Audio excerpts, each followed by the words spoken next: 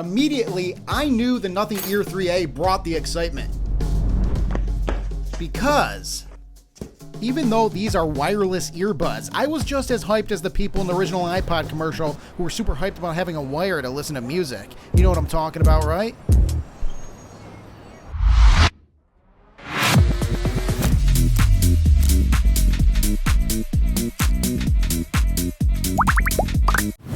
Off the bat, let me break down the design. I mean, look. But first, shout out to the Nothing Community Review Program for sending these out and picking me to be a part of the program. It's a really cool experience and I'm very appreciative. And honestly, I don't feel like I usually get selected for stuff like this. It actually hypes me up thinking about it. I like it when the bass go. But I like the design continuity Nothing does here with the yellow 3A case. It looks exactly like a mini home try-on for headphone A, so if you have the 3A and you're contemplating the over-the-ear headphones for something like plane travel, I think you could just hard send it to the shopping cart. Listen, and it just so happens I may or may not have a headphone A in this box.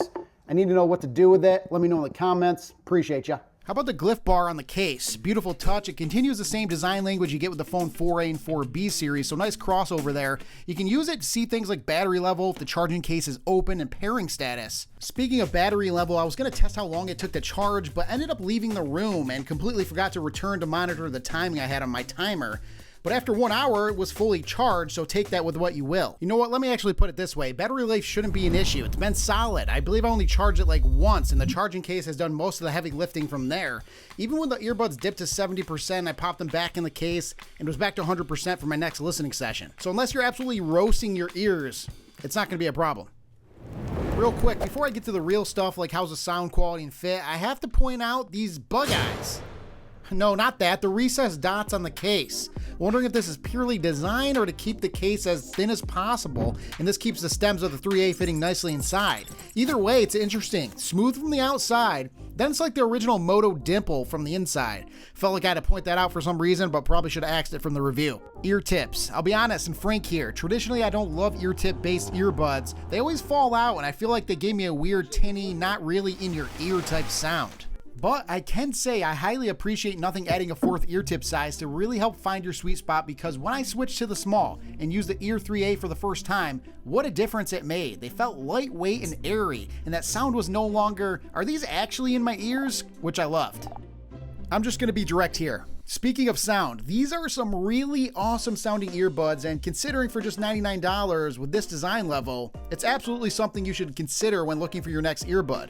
Now, I don't know who exactly my audience is at the moment. If you're a Nothing fan or a techie in general, you probably also know about the Nothing X app experience. However, if you're completely new and just looking for some review intel on the Ear 3A, this should help. The Nothing X app allows you to control everything about your earbuds, from the pinch controls to the sound profile. It allows you to feel more involved with your audio product, which is a whole vibe in itself. When you first click on the EQ, you'll get some info about the advanced profiles. Now, you don't have to be a pro to use it, but anyway, there are 3 options: preset sounds of balanced, more bass, more treble, voice, and custom. Then there's the advanced EQ, where you can adjust the gain on the different band sliders, and third, custom profiles you can download. The Ear 3A style really helped me rediscover the idea that listening to music when you're doing annoying house maintenance and chores make it go by faster, and maybe make it feel like it's gonna be okay. During my listening sessions, I mostly kept the profile on balance, but depending on the song, I switched to vocal as I wanted to hear more nuances in the lyrics.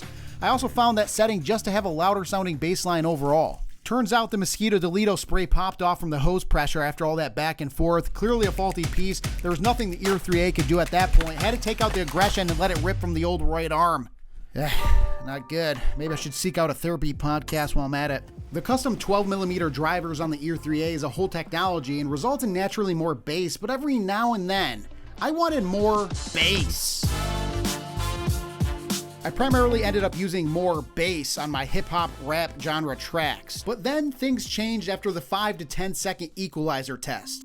Now, I don't want to toot my own horn here, but I gotta be honest, during my 10-second equalizer test, it turned out to be one of my favorite profiles for listening to music. Now, I've never produced any songs or anything like that. Obviously, not an audiophile. Maybe my ears are messed up and I'm just hearing things, but every single song that I play kind of sounds good, and I've been sticking with it.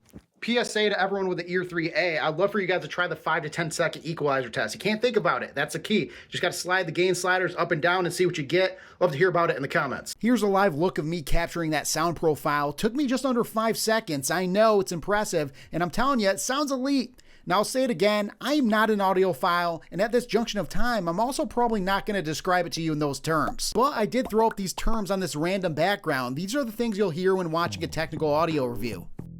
So here's my take on the Ear 3A. They've got this warm, punchy sound, kind of sunny day backyard hangout vibe. Overall, I walked away pretty impressed. For the record, I found the Ear 3A to be comfortable, but also I'm not a long listening session type guy. I pick my spots for that, like now cleaning the kitchen. Great use, and here's the thing.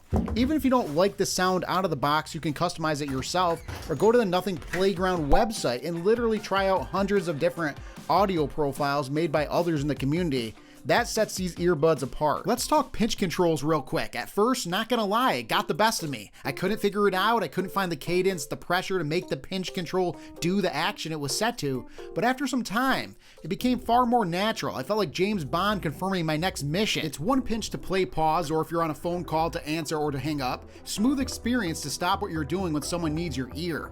It's 2 consecutive pinches to play the next track. 3 consecutive pinches to go back. There's this nice audio feedback sound when you pinch the stems correctly. It sounds like this.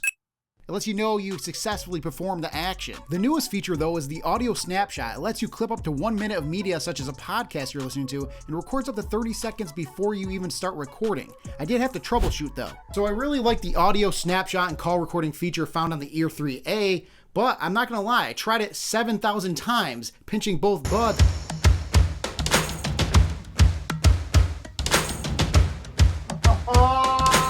And I just couldn't get any response. But then I switched over to the alternate method, which is the double pinch and hold on the left earbud, and we finally got it to trigger and work. Here is the recording, just a little YouTube clip recording that I'm probably not going to play because I don't know if it's like a copyright. But you guys get the point. I like it. Also, with audio snapshot and call recording, you can actually transcribe the audio and use the text as reference, which could definitely come in handy for future meetings. In call recording mode, though, there is a prompt that will let everyone know it's being recorded, just an FYI. For comparison's sake, this is the actual audio from the Nothing Phone 4a Pro, which is being used to film this segment right now. This is the audio of the Nothing Ear 3a microphones. It's on transparency mode. How does it sound? Also, if it doesn't sound right to you, the good news is everyone that I talked to using the 3As said it sounded really good. They didn't even know I was using them. So that is a nice sign. ANC mode is on right now. Does it sound any different? I don't know. Let me know in the comments. Appreciate it. I should have warned everyone earlier in the video, but there's a sound that plays when you turn on transparency mode and ANC mode. I happen to like these sounds, but if you forget about it, especially at nighttime, it might be a little startling.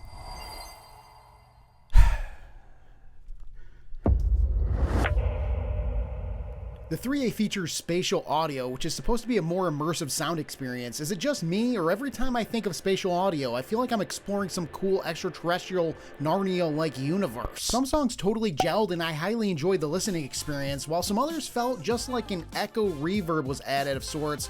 It just didn't mesh well sometimes. Either way, it's a good feature to have. To round out the lineup, on Android, the Ear 3A supports LDAC for high-res audio streaming, giving you a much higher sound quality as long as your streaming app supports it.